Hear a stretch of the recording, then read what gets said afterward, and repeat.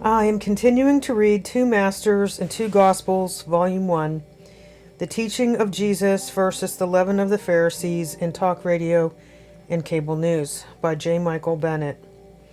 And we are reading the chapter called James Fifield Jr. and the Little-Known History of American Clergy, Riding the Beast of Government, Big Business, and Wall Street.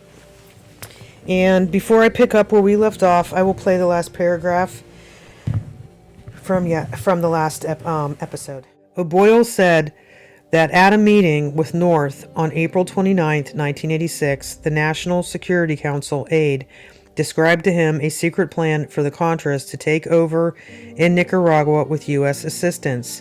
O'Boyle, who said his security clearance was last validated in 1965, said North told him, "You can't tell this to anybody."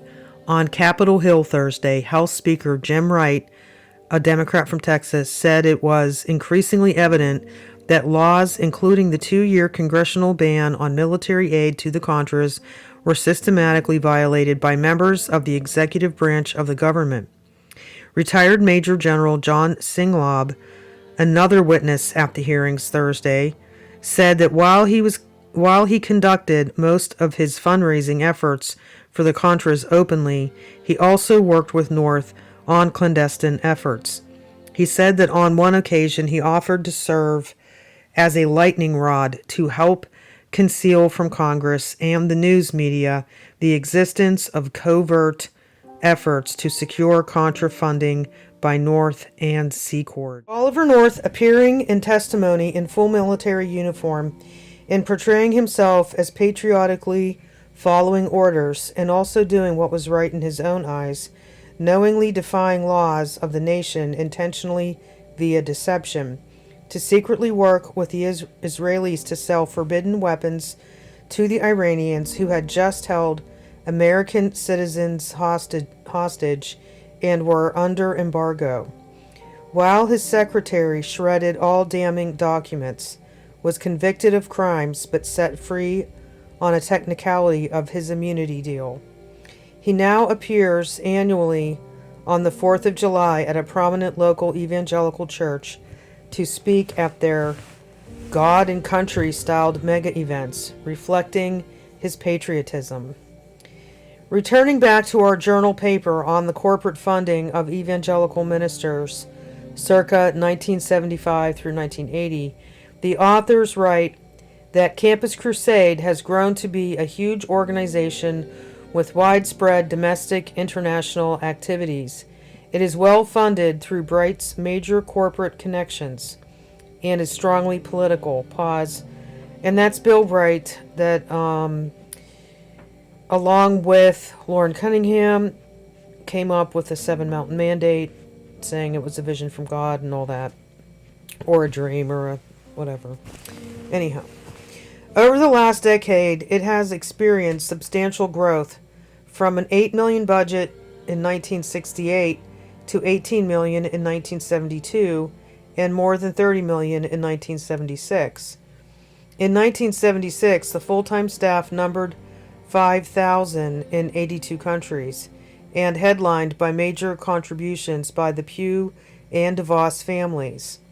They add that in 1977, founder Bill Bright launched the $1 billion campaign, Here's Life, to train 5 million persons from 50,000 churches by 1980, and by 1980 the campaign had succeeded in raising $170 million and had extended its billion-dollar deadline to 1982. Now that's a lot of clout and influence in worldly financial terms. The authors also give a few examples of Campus Crusade's political emphasis, such as Bill Bright's endorsement of the martial law government in South Korea, saying that there is no religious repression here. It is only political, and I believe it is a good cause. Those in prison are involved in things they shouldn't be involved in. And the emphasis of their recent Washington for Jesus rally to overcome U.S. military weakness, inflation, and general economic disintegration. While Here's Life campaign was to use local prayer groups, Bible study meetings, and Sunday schools to create a grassroots constituency to elect right-wing congressional candidates, with groups provided a copy of the book One Nation Under God for the study of Christian economics. The book argues that the most important occurrence since the birth of Jesus was the formation of the United States, and that free enterprise system is a manifestation of the Christian idea. Its author is a director of the National Association of Manufacturers. The authors note that the Christian economics platform included the abolition of minimum wage, the institution of right-to-work laws, and increased military budget, a balanced federal budget, and the elimination of taxes used for social reform purposes. Bright explained in 1975 that there was the very real possibility of a foreign power taking over our nation, and the fact that our economy could collapse. The Campus Crusade materials with it also included a book on winning elections and congressional voting records, on free competitive enterprise, with correct votes listed were for decreased food stamp benefits and such. The main financiers of this work were Amway chief Richard DeVos, also head of the Christian Freedom Foundation, the publisher of Christian Economics at the time, and others.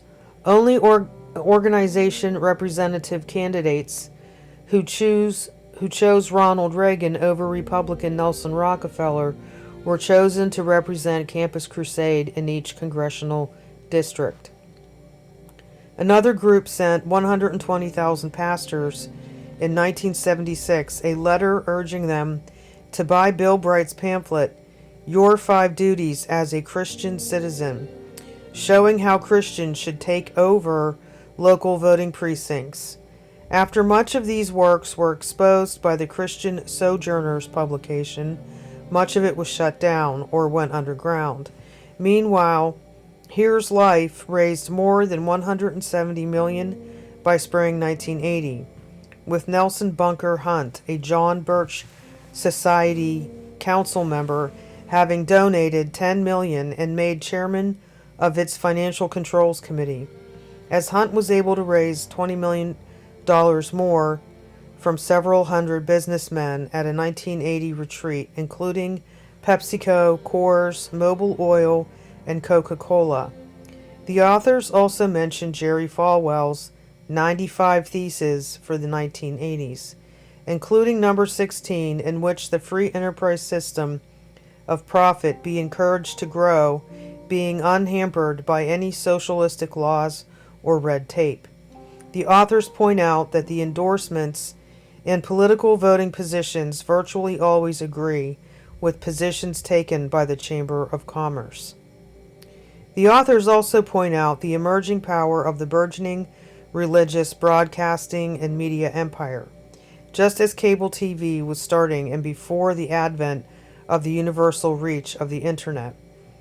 They note that the National Religious Broadcasters, NRBA, stated then in 1980 that its 900-member TV and radio organizations reached 129 million listeners and viewers in the U.S. each week, with 1,400 of the nation's 8,000 radio stations being owned by NRBA members, with a new radio station each week and a new TV station each month, and with religious broadcasting being a $1 billion a year industry. In 1980 level of technology and reach, and in 1980 dollars. They show the top 5 televangelists bringing in from 30 million to 60 million each in 1979, and another 5 at 13 million to 25 million. They note that Pat Robertson's Christian Broadcasting Network was the largest supplier of 24-hour cable programming in the world. The authors conclude by noting that secular right-wing political activist insiders pursued fundamentalists and evangelicals because they found in the evangelical movement a potential constituency for their formerly unsellable economic program, a program that historically has lacked popular support because it simply goes against most people's interests. In turn, the conservative Christian leaders have likewise benefited, gaining political sophistication as a result of this alliance with the right. Interestingly, they quote a 1980 Gallup poll that noted that only 13.3% of the born-again respondents said they like Reagan very much, and that they felt that drug abuse and alcoholism were issues that were the biggest threat to the welfare of the family, while homosexuality and abortion were at the bottom of the poll's numbers of their concern.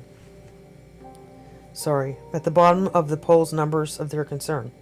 Obviously, this cartel of religious right leadership and big business had to use the latter's big dollars in the public platforms, local and national, and sacred privileged position of public trust of the former to perform a psyop on America's evangelicals to push them into beliefs and actions against their very instincts.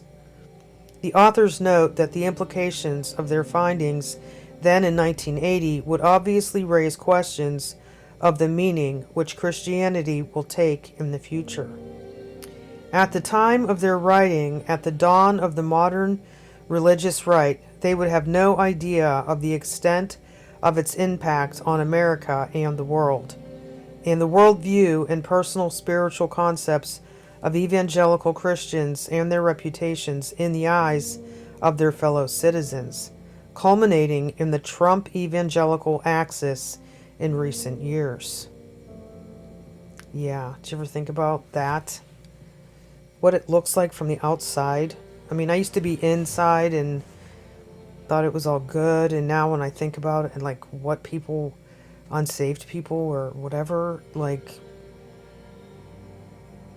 it must be so gross. It is gross. Okay, sorry, unpause. A similar data report available online for right-wing organizations, both religious and secular, using the very limited report data available that obviously cannot reflect covert contributions, and therefore also a gross understatement.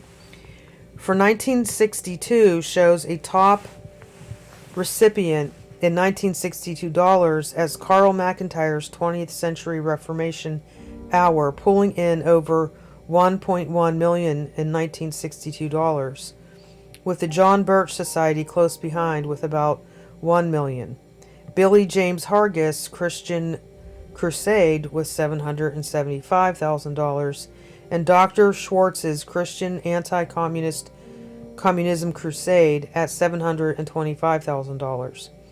Curiously, the less extreme religious pro-business groups such as Kirshner's Christian Freedom Foundation had fallen out of the top 10 from 1958 to 1962, although the overtly racist Citizens Council of America and Christian Nationalist Crusade under racist and Holocaust denier Gerald L.K. Smith, that's one that you'll hear mentioned a lot on John Collins' channel and in his books.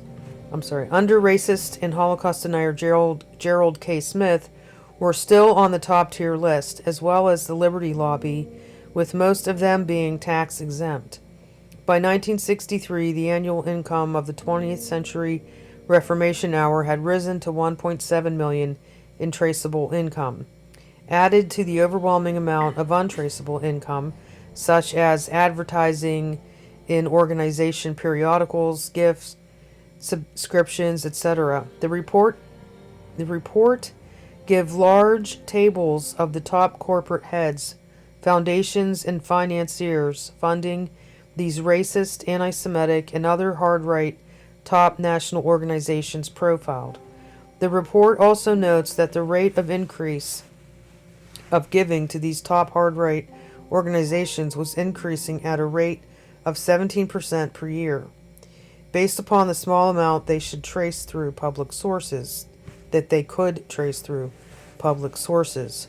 Judging from the 8-year data collection trend line, they constructed a supplement to this report in 1967 showed that these groups' funding increased by another 40% in the 2 years from 1963 to 1965. The John Birch Society alone had grown from 1.6 million to 4 million, with 5 million in 1966 and 3.1 million for the 20th Century Reformation Hour.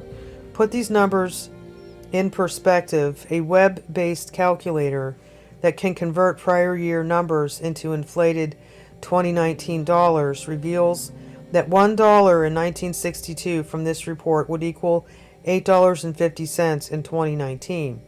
Thus, all the numbers just cited in the last report from 1962 should be multiplied by 8.5 to be relevant to current days in equivalent dollars. Similarly, the 1966 data should be multiplied by 7.92 and the 1980 estimates from the earlier report by 3.11. As a last comment on the organizations cited from this period, there is a quotation that was reportedly said by popular Baptist theologian and leader Dr. Adrian Rogers that places such data into perspective. Wait a minute. I feel like I screwed. Dr. Adrian Rogers that places such data into perspective. The popular website Liberty Tree asserts that it is taken from his 1984 sermon, God's Way to Health, Wealth, and Wisdom, and in his 1996 book, 10 Secrets for a Successful Family. They claim that it circulated in anti-Soviet literature in the 1960s and was in the 1958 Congressional Record as having been originally added by Congressman Bruce Alger. It sounds like the identical statements used by James Fifield Jr. and Howard Kirshner in their Christian libertarian publications time and time again, and comprises the following. You cannot legislate the poor into freedom by legislating the wealthy out of freedom. What one person receives without working for, another person must work for without receiving. The government cannot give to anybody anything that the government does not first take from somebody else. When half of the people get the idea that they do not have to work because the other half is going to take care of them, and when the other half gets the idea that it does no good to work because somebody else is going to get what they work for, that, my dear friend, is the end of any nation. You cannot multiply wealth by dividing it. According to this source, the origins for this quote was not Representative Alger. They claim it at least goes back to one of the figures in the report just cited, Gerald L.K. Smith, who had written them first in his magazine, The Cross and the Flag. Rogers was essentially quoting Smith at the time. This 1964 report by Group Research, Inc., just cited, describes Smith and his organization, the Christian Nationalist Crusade, in the following way. The principal organizational vehicle of longtime anti-Semite Gerald L.K. Smith's magazine, The Cross and the Flag, is the official publication of the Crusade, and the Crusade's first principle listed as preserve America as a Christian nation, being conscious of the fact that there is a highly organized campaign to substitute Jewish tradition for Christian tradition. The New York Times published the following 1976 obituary about Smith, excerpts which follow. Gerald L.K. Smith, the right-wing Arkansas preacher who once backed Governor Huey P. Long of Louisiana for president, died today of complications from pneumonia. He was 78 years old.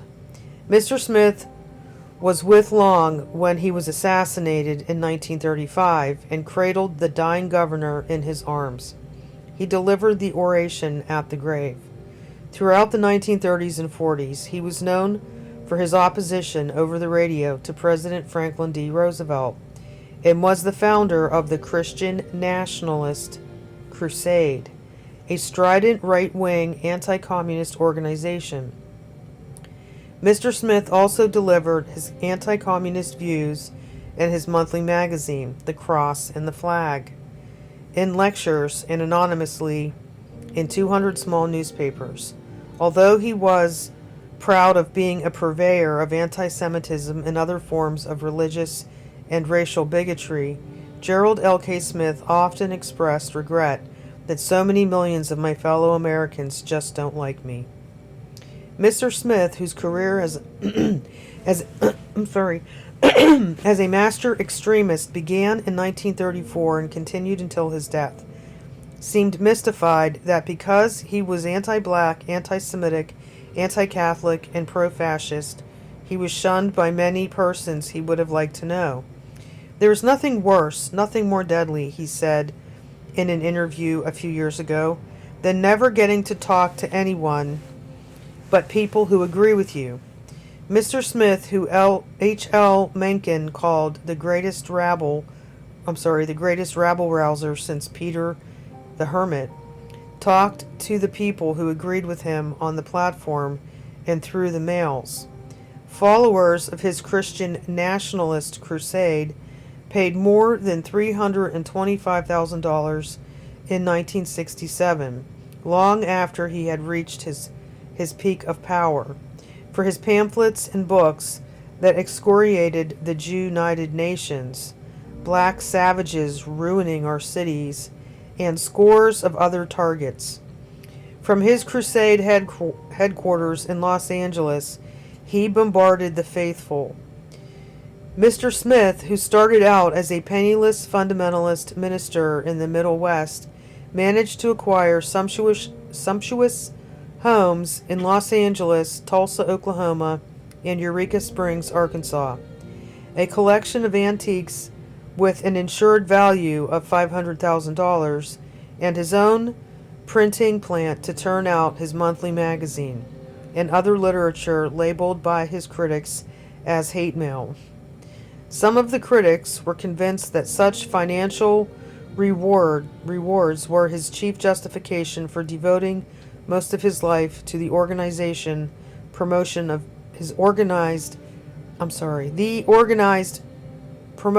hatred. The record is clear that before the 1930s, he held views and spoke out on injustices suffered by the poor, but he later seemed to take an ideological about-face. Gerald Lyman Kenneth Smith, who was born February 27, 1898, in Pardeeville, Wisconsin, was the descendant of 4 generations of hellfire and brimstone fundamentalist preachers. Gerald was a champion debater as a boy and once won an elocution contest for his rendition of William Jennings Bryan's Cross of Gold speech. When he was 19 years old, he received a call to the ministry. And as was the custom then, and to some extent now, in fundamentalist sects, he ordained himself a minister of the Disciples of Christ denomination. In 1922, Mr. Smith was given the pulpit in the Seventh Christian Church in Indianapolis. He became so popular as an orator that several churches vied for his services, and he finally, in 1928, moved to the fashionable King's Highway Church in Shreveport, Louisiana. There he met Huey P. Long, then a lawyer who was to push Mr. Smith into the national limelight. In those days, Mr. Smith might have been called a left-winger. He discovered what he called grave social injustices in Shreveport, and he became a social reformer, even working as a union organizer. On one occasion, Mr. Smith found that Shreveport real estate men, in anticipation of the Homeowners Loan Corporation law, designed to help homeowners pay off their mortgages, planned to foreclose on $1 million worth of homes. He went to Mr. Long, who had become governor. Mr. Smith hitched himself to Mr. Long's fast ascending star. At one point during the war, the cross and the flag was listed by the Justice Department as a propaganda vehicle for alleged seditionists. Mr. Smith, however, at least temporarily, desisted from printing and uttering any more praise of Adolf Hitler. "I'm a bad fellow," Mr. Smith told an interviewer in 1944. "I'm an isolationist. I'm the organizer and leader of the America First Party. America First Party. Oh, I'm a rabble-rouser. Put that down, a rabble-rouser. God made me a rabble-rouser. Of and for the right. The America First Party ran Mr. Smith for president in 1944, but he failed even to get on the ballot in most states. Mr. Smith dropped the party and in 1947 organized the Christian Nationalist Crusade with the cooperation of several rightist groups. The crusade was to remain Mr. Smith's principal organization, although he operated under several fronts, such as the Political Tract Society, the Midwestern Political Survey Institute, and the Western Hemisphere Committee Against Communism. The platform of the Christian Nationalist called for the deportation of Zionists, the dissolution of all Jewish Gestapo organizations, the forced shipment of blacks to Africa, and the liquidation of the United Nations. All these remained Smith's goals, in addition to about 40 others, some of which were, in Mr. Smith's words, to fight the mongrelizers, the preservation of our Christian faith against the threat of Jew communism, restore the right of Christian prayer in public buildings, expose and fight the Black Plague. In recent years, Mr. Smith trained his oratorical and pamphleteering guns on our impotent, insipid, and cowardly Congress for its passage of civil rights legislation, and on many occasions demanded that the pro-criminal, pro-communist, pro-pornographic Supreme Court must be impeached. Individuals were not spared in The Cross and the Flag or other Smith publications. In 1950, Mr. Smith led an unsuccessful campaign to prevent Anna M. Rosenberg's appointment as Assistant Secretary of Defense for Manpower. Keep the Zionist Jew, Anna Rosenberg, from becoming the dictator of the Pentagon, he warned his followers. Mr. Smith was also active in efforts in 1952 to prove that the Republican presidential candidate, General Dwight D. Eisenhower, was a Swedish Jew and thus unfit for public office. Up to his death, he continued to tell his supporters, estimates on the number of whom varied wildly from 200,000 to 5 million, that there is a premium on my head. I weep for America. And his press has continued to produce what he proudly called 200,000 pieces of propaganda a day. Gerald L.K. Smith was a thoroughgoing extremist and didn't care who called him one. He had his own formula for winning followers in his specialized field, which he characterized thus, and this is a quote by him: "Religion and patriotism keep going on that. and the only way you can really get them heated up. Certain nerves centers in the population will begin to twitch, and the people will start fomenting and fermenting, and then a fellow like myself will have the people with him, with hook, line, and sinker. Then I'll teach them how to hate. Wow.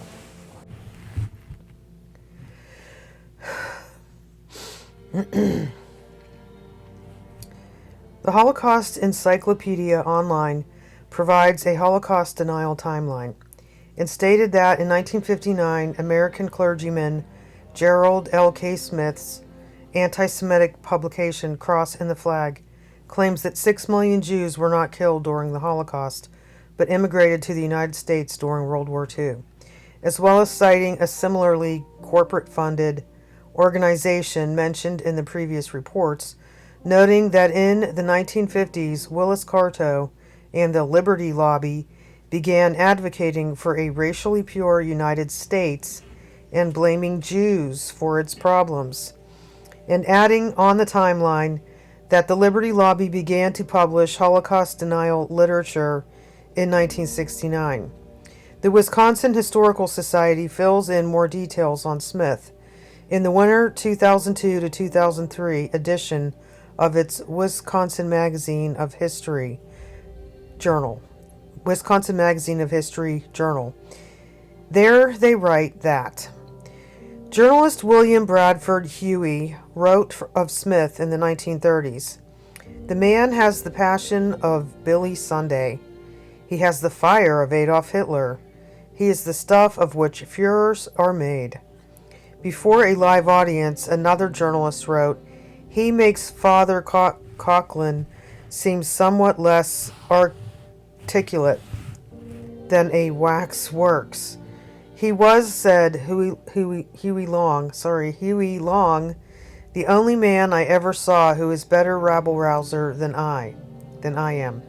H.L. Mencken, who in his long journalistic career had listened to orators from William Jennings Bryan to Franklin Roosevelt, wrote, Gerald L.K. Smith is the greatest orator of them all.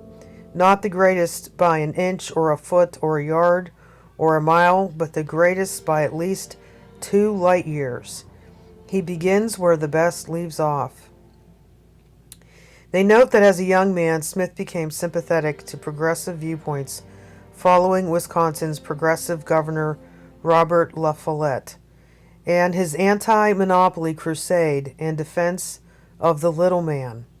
In 1918, at the age of 19, he became a pastor at a Church of Christ, quickly rising through the ranks with his excellent oratorial skills, but relocated to Shreveport when his wife fell ill to tuberculosis. There he met the famous Louisiana politician Kingfish Huey P. Long, a governor, senator, and the most powerful politician in Louisiana's history. He became devoted to him when Long saved some of his parishioners' homes and businesses, as Smith actually did ecumenical work then with a local rabbi, to the point of visiting each other's congregations. They note that, from an early age, Smith had displayed symptoms of a bipolar disorder, prone to episodes of manic energy and frantic work, followed by relapses into periods of depression and withdrawal. And before his marriage, he had suffered 2 nervous breakdowns. They add that his hatred of Jews and other minorities seems to have arisen more from a generalized authoritarian personality than from any specific incidents with minorities in his formative years. In addition, his fervent Christianity inclined him to view Jews as the enemies of Jesus. His support of politician Long and his radical liberal agenda alienated him from the wealthy and conservative board members of Smith's church, leaving in 7 months after his arrival before he was fired, and he never returned to the pulpit. They state that it was in the early 1930s that he began to nourish secret fascist sympathies, which grew more pronounced as he aged. In January 1933, he wrote to a certain Hugo Fack, who had traveled to Germany and there met the leaders of the new Nazi government. Smith wrote to him, "I am anxious to get in touch with His Honor, Adolf Hitler, but knowing that you are recently removed from Germany, before doing so, I desire your opinion of conditions in that country. They look good to me. Can you give me a code for getting in touch with Herr Hitler or one of his representatives in America?" They also write that, just after quitting his Shreveport church, Smith found himself attracted to the native Nazi William Dudley Pelley and his paramilitary silver shirts. Pelley, a religious mystic who claimed to have died, gone to heaven, and returned to North Carolina, planned to overthrow the American government. Smith started a march up the Mississippi Valley to join him, writing, "By the time you receive this letter, I shall be on the road to St. Louis and points north with a uniformed squad of young men composing what I believe will be the first silver shirt storm troop in America." The rendezvous never materialized. Few recruits swarmed to Smith. Disappointed, discouraged, he returned to Shreveport.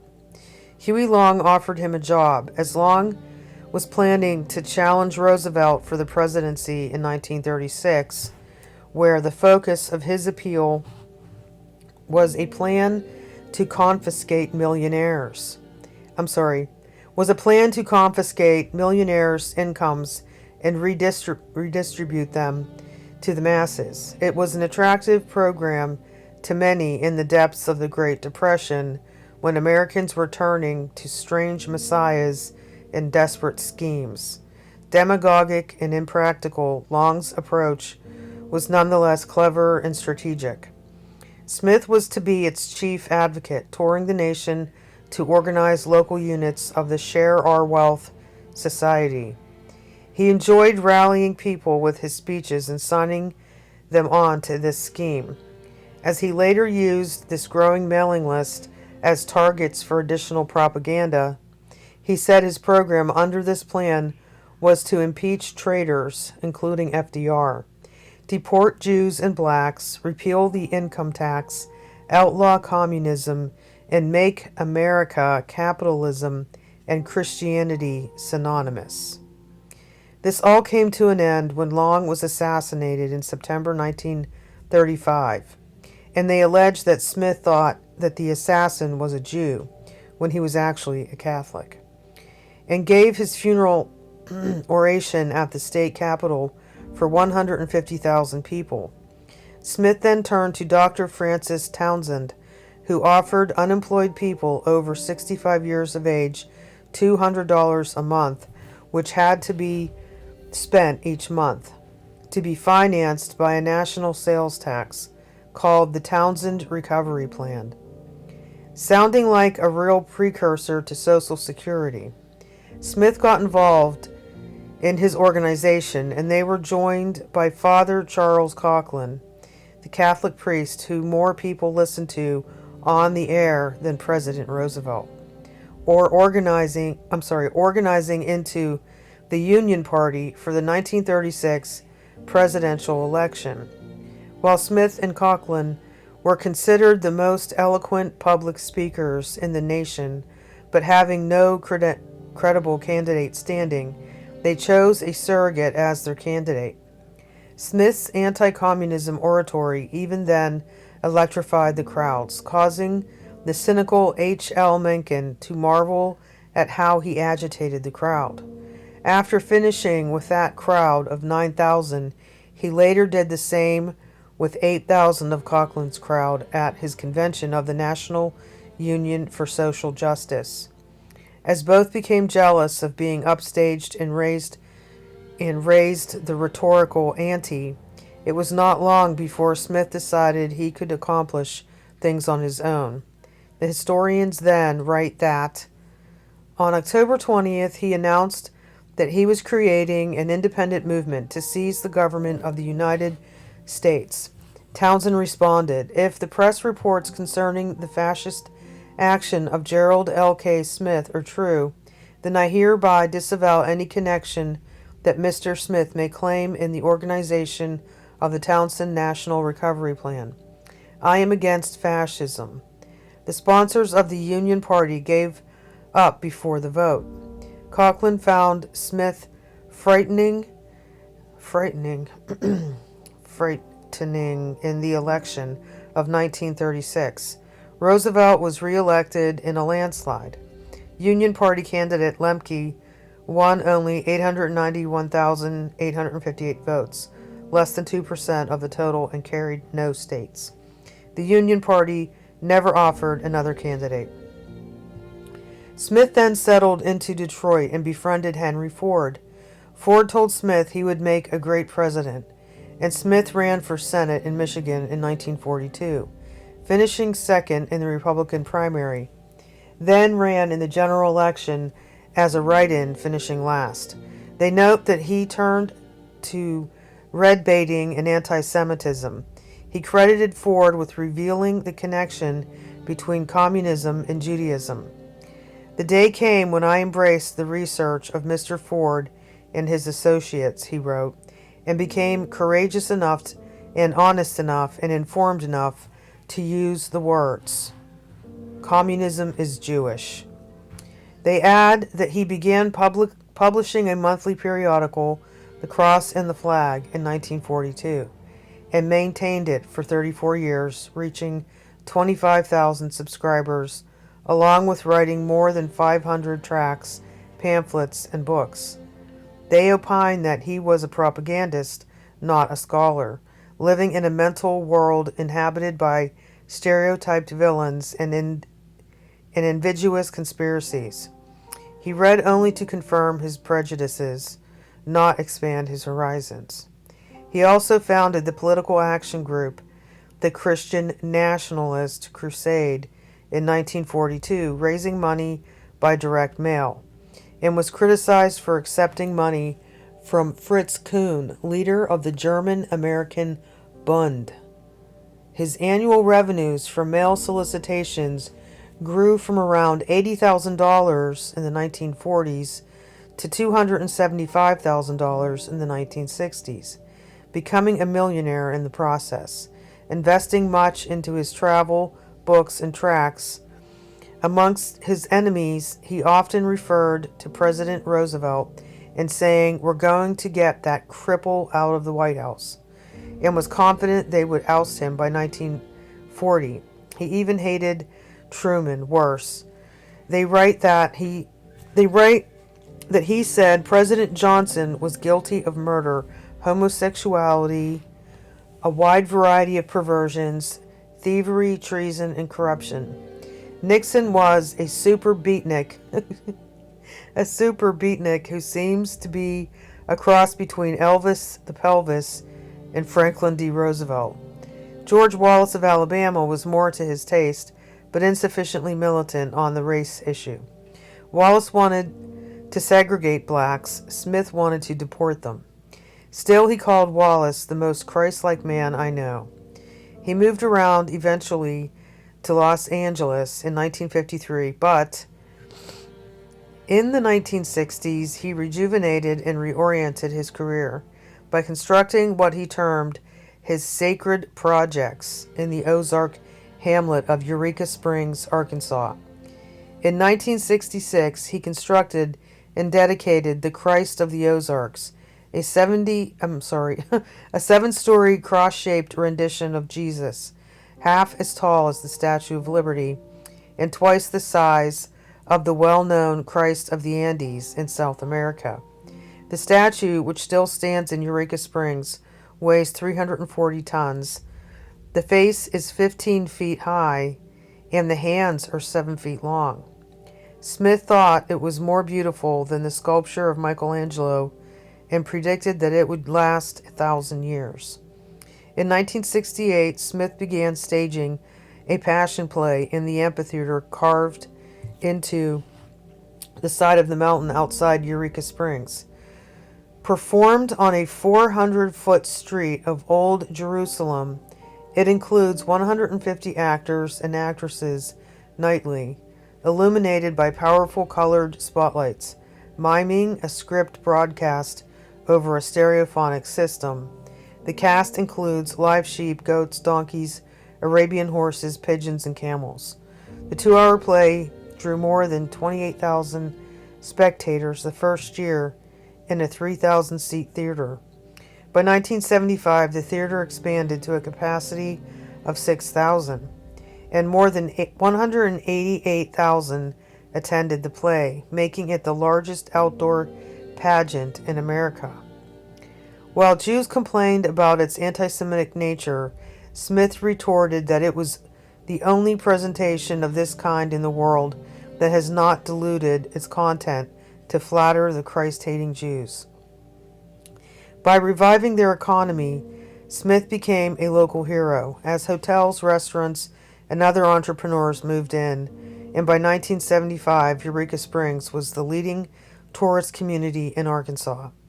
They also write that he planned to construct a Disney-like replica of the Holy Land, including the Sea of Galilee, the River Jordan, and scenes from the life of Jesus.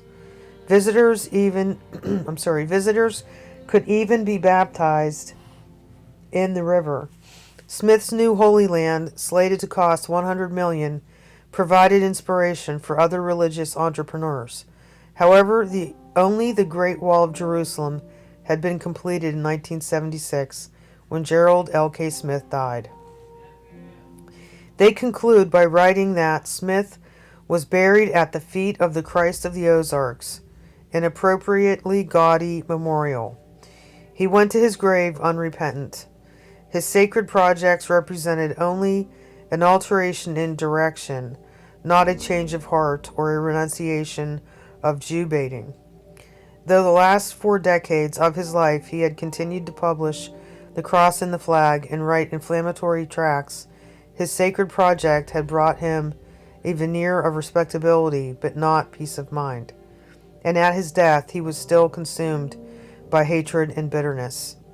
The Arkansas Gazette concluded his obituary with these words: "To have the power to touch men's hearts with glory or with bigotry, and to choose the latter is a saddening thing."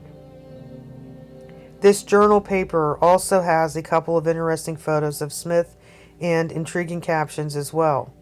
One shows him speaking on stage during his 1942 senatorial campaign, promising to end rationing and provide tires for everyone, and said that friend Henry Ford was making a synthetic tire that could provide abundant tires, but that Roosevelt was keeping from the public the photo showing him demonstrating a tire on the stage.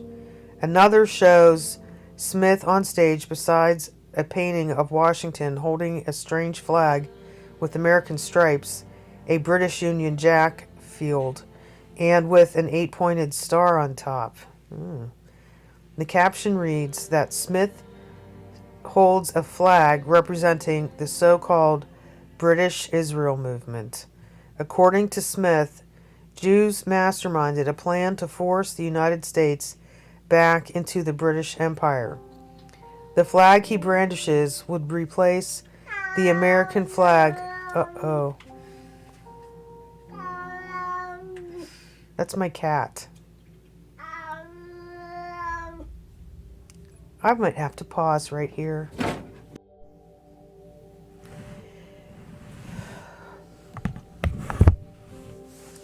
Where was I? According to Smith, Jews masterminded a plan to force the United States back into the British Empire. The flag he brandishes would replace the American flag as America once more became a colony. There is more to Gerald H.K. Smith's story. Another story from the New York Times in 1972 describes the unique hippie community in the Ozarks town of Eureka Springs, Arkansas, and their interactions with Gerald H.K. Smith and his wife, who had settled there. It says the Smiths moved there in 1964, and first they built a 70-foot statue of Jesus on a mountain overlooking the town. Then they opened a passion play portraying the last week of the life of Jesus, performed in a huge outdoor theater with permanent sets that depict Jerusalem's famous places. They have added a Christ-only art gallery and a 7,300-volume Bible museum. This spring, they started work on a 10,167-acre model of the Holy Land. They add that the Smiths and their sacred projects became targets of criticism for many who disapproved of Mr. Smith's long crusade against what he calls the international Jewish conspiracy. Nevertheless, the Passion Play, the statue, and the rest became popular tourist attractions and are the town's largest economic asset. The Smiths estimate that 1 million people see the Christ of the Ozarks statue every year.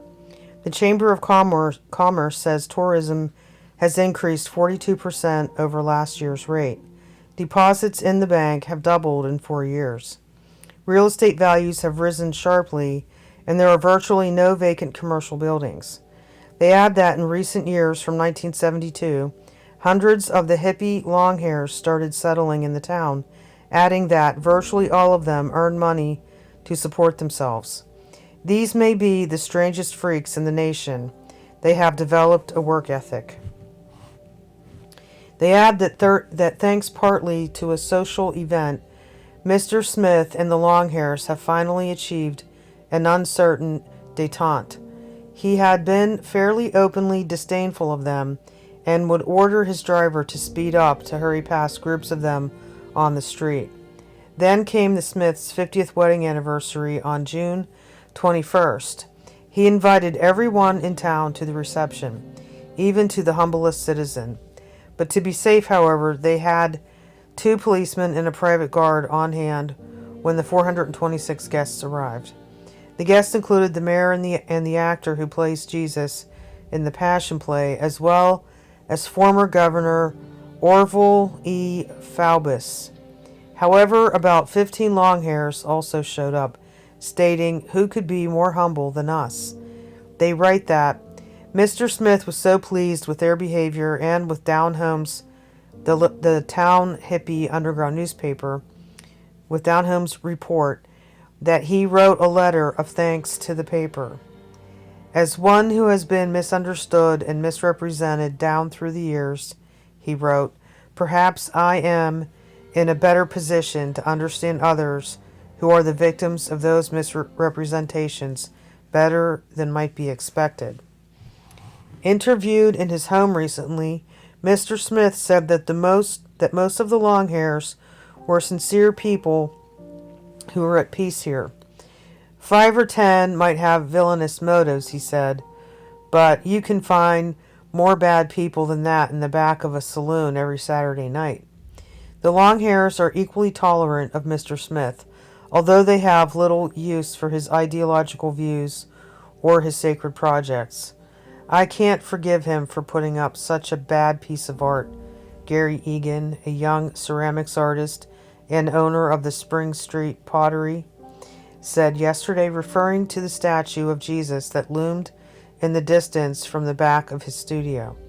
It looks like a milk carton with head and arms, but I'd be the last person to try to run Smith out of here. There's room for everybody. He doesn't interfere with my pottery. If I'm going to be free in this town, certainly he has to be free. It sounds like Jesus came to Eureka Springs to stay, via the humble outreach of some Longhairs who the religious right would cringe about and denounce. For he whom the Son sets free is free indeed, and not by some libertarian definition of liberty. And by Jesus, I don't mean a big tall statue of Jesus that looks like a milk carton with head and arms. And I will pause there for the end of this episode. This is part 5. And there will be 2 more parts in this series on this chapter. So once again, thank you for watching or listening.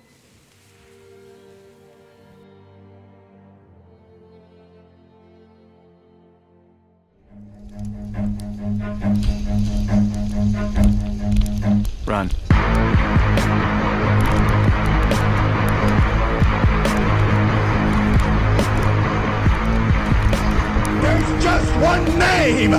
can keep you out of hell, and it's the name of Jesus. The name of Jesus. The name of Jesus.